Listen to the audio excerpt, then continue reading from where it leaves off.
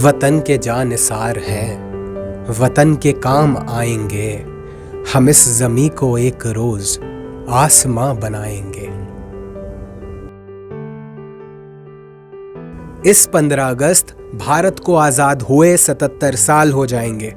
वो भारत देश जिसकी जनसंख्या पूरे विश्व में सबसे ज्यादा है।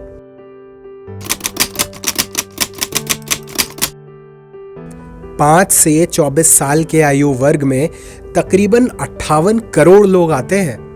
तभी तो भारत को युवा देश भी कहा जाता है। आप अपने आप को युवा मानते हैं? यस। हाँ, अभी तो क्या ज़्यादा उम्र है, अब 50-55 में तो बूढ़ा थोड़ी हो जाता आदमी। बिल्कुल मानते हैं युवा। अरे युवा ही हैं हम।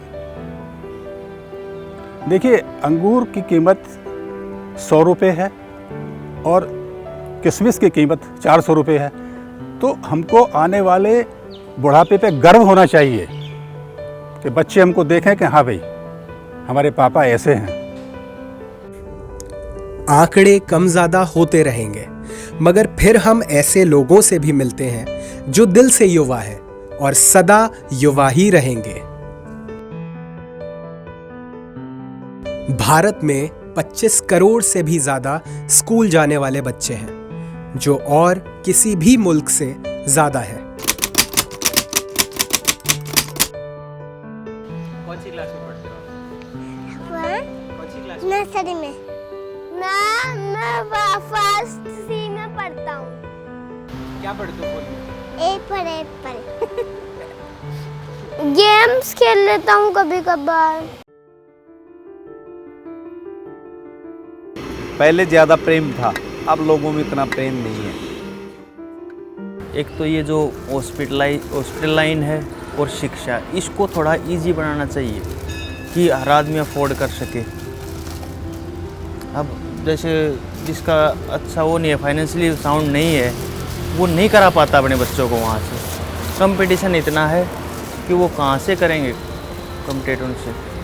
कि बच्चों को पढ़ाई इस तरह की हो जाए कि वो आगे जिस चीज़ में जाना चाहे ना, उसी चीज़ की पढ़ाई शुरू से हो ना, तो काफ़ी ज़्यादा तरक्की कर सकता है बच्चा। अब हम उस पर पढ़ता कुछ है, थोप कुछ देते हैं, उसको उसके हिसाब से जॉब ही नहीं मिलती।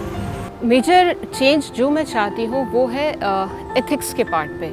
लाइक हम लोग टेक्नोलॉजीज़ को अडॉप्ट कर रहे हैं, सो कॉल्ड जनरेशन एक्स है हमारी, लेकिन कहीं मुझे लगता है कि मॉरल और एथिक्स के पार्ट पे हम लोग कहीं लैग कर रहे हैं। और उसकी वजह से जो मन में कहते हैं ना कि एक बड़ी बेचैनी सी रहती है उसके लिए कि हम ट्रैवल कर रहे हैं या हम कुछ और ढूंढ रहे हैं, तो पा बहुत कुछ रहे हैं लेकिन एक सेंस ऑफ लोनलीनेस और कुछ इनकम्प्लीट सा लगता है। That is because of this sense. तो ये भी साथ में हमें लेके चलना चाहिए और ऐसी कुछ एजुकेशन भी होनी चाहिए बच्चों को बताने के लिए।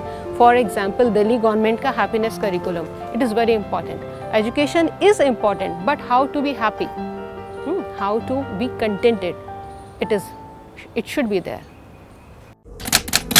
ग्रामीण विकास मंत्रालय के मुताबिक 14% ऐसे गांव हैं जहां एक भी स्कूल नहीं है।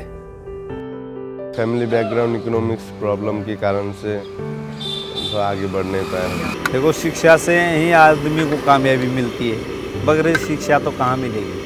जो मेरा ज़माना था, मेरा टाइम था, उस टाइम मेरी जो ग्रेजुएशन थी, मतलब ये कि वो मेरे हिसाब से बहुत थी, क्योंकि हमारे पूरे गांव में से सिर्फ हम 6 लड़कियां जाते थे और 6 में से जो ग्रेजुएशन हुई वो हमारी 2 की हुई। बिना शिक्षा के कुछ भी संभव नहीं है। जिस टाइम में तो इच्छा है थी नौकरी की, लेकिन किस्मत में नौकरी हो तो मिले ना। ये तो किस्मती का खेल हो गया जी। हाँ, भागा दौड़ तो खूब करी थी। हाँ,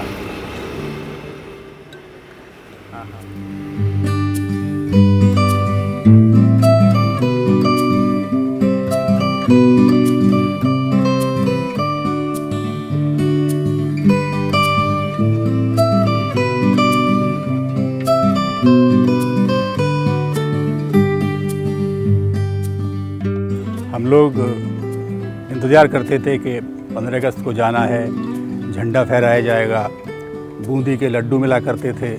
15 अगस्त की ये याद आता है कि जैसे कि स्कूल में पढ़ते थे ना, तो उस टाइम में राष्ट्रीय गान गाना गा के और झंडा फहरा के, और ये क्या नाम बोलते हैं, बूंदी का प्रसाद होता था, वो सब बच्चों को हमारे को दे देते थे। बढ़िया छुट्टी होती थी, पूरा दिन मौज मस्ती करते थे और झंडा लहराते थे। हाँ, प्रोग्राम होगा और हमें लड्डू मिलेंगे, उसकी ज़्यादा तैयारी रहती थी। मेरे बहुत सारी बचपन की बहुत सारी यादें हैं। पहली बात तो मैं बताऊं, मेरी हर 15 अगस्त पे नई ड्रेस सिलती थी। हम बिना नई ड्रेस के स्कूल जाते ही नहीं थे, क्योंकि हमें और सुबह ही उठ जाते थे, रात में नींद नहीं आती थी।